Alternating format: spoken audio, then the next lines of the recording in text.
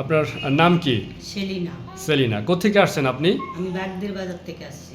বাগবের বাজার। আপনি দেশের বাড়ি কোথায় আপনার? আমার দেশের বাড়ির এই ফরিদপুর রাজবাড়ি। ফরিদপুর রাজবাড়ি। এখানে আপনার হাজবেন্ড কাজ করে সেই হিসেবে থাকেন। জি। আচ্ছা, আপনার কি কষ্ট ছিল, সমস্যা ছিল কি আপনার? আমার ছিল মাজার ব্যথা, আমার কোমরের এই কোমর টোমর নিয়ে পেট মেট নিয়ে আমার এই পার আপনার চিলিক পাড়া ব্যথা ছিল, আপনার অনেকটা অবাস হয়ে যেত। আমি আজকে কাইতে শুতে পারতাম না, আমি আচ্ছা। অনেকটা শুতে পারি। আচ্ছা আপনার গ্যাস, অতিরিক্ত গ্যাস ছিল, সে গ্যাসটাও নাই। আচ্ছা। আপনার এই এই ডাক্তার বলছিল আপনার যে রিপোর্ট দেখাইছেন, রিপোর্টে আসছে স্পন্ডোলাইসিস, লাম্বার ভার্টিবা L3 এবং L4, এখানে ডিজেনারেটিভ চেঞ্জ। ডাক্তার বলছে যে হাড় ক্ষয় হয়ে গেছিল। হ্যাঁ, ডাক্তার হাড় ক্ষয় হয়ে গেছিল বলছিল। আর আবার রিপোর্টে দেখা যাচ্ছে যে এনলার্জ ওভারি, রাইট ওভারি এবং সিস্ট দেখা যাচ্ছে এত পয়েন্ট বা এতটুকু। এই রিপোর্টে এই ছিল। তা আপনার এই সমস্যা আপনার অবশ হয়ে যাইতো, ব্যথায় নাড়াচাড়া করতে পারতেন না, এই পাশ ওই পাশ এত ব্যথা ছিল। না, আগে আবার ভাই আমি না এই পেটটা না আমার ধরেন আগে উঠলে না হ্যাঁ। এই তল পেটটা উপর পেটে উঠে আসতো, মানে মেলাকুন বেশি আচ্ছা, থাকলে ওই যে করলাম না 10-15 মিনিট যদি আমি বসে থাকতাম, জি। আমার এই তল পেট এরমের উঁচু উঠলে আমার তল পেটটা উপর পেটে আসতো। আচ্ছা আচ্ছা।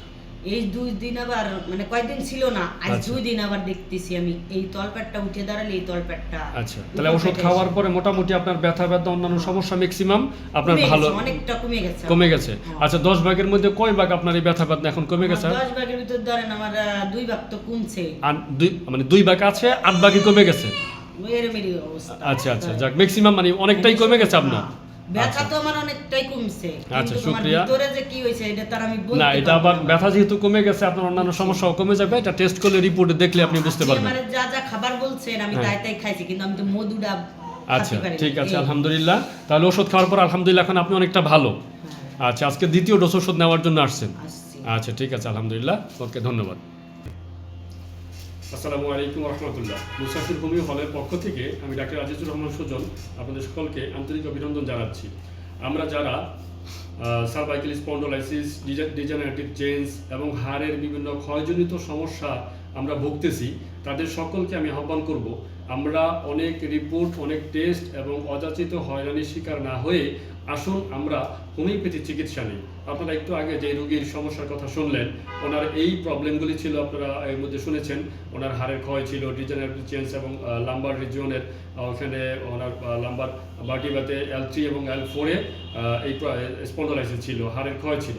উনি ব্যথার জন্য একদমই কোনো মানে মুভমেন্ট করতে পারতো না, খুব সমস্যা নিয়ে আসছিল। যাই হোক, সিঙ্গেল একটা মেডিসিন, হোমিওপ্যাথিক ডাক্তার যারা আছে তারা বললে বুঝতে পারবেন, শুধু ক্যালকেরিয়া ফ্লোর সিঙ্গেল একটা মেডিসিনের মাধ্যমে উনি আলহামদুলিল্লাহ ম্যাক্সিমামটাই আজকে এখন সুস্থ আছেন। আলহামদুলিল্লাহ উনি খুবই আনন্দিত। এখন আজকে আসছে দ্বিতীয় ডোজ নেওয়ার জন্য।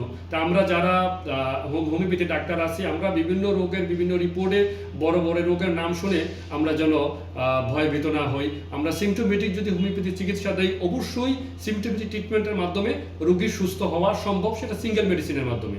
আসলে আমরা একক মেডিসিনের মাধ্যমে সূক্ষ্ম মাত্রায় হোমিওপ্যাথি নিয়ম নীতি অনুসারে আমরা চিকিৎসা করি এবং রোগীদেরকে বলবো, আসুন আমরা অ্যালোপ্যাথি বা বিভিন্ন চিকিৎসায় আমরা শুধু টাকা পয়সা খরচ না করে হয়রানির শিকার না হয়ে আসুন আমরা হোমিওপ্যাথি চিকিৎসা নেই।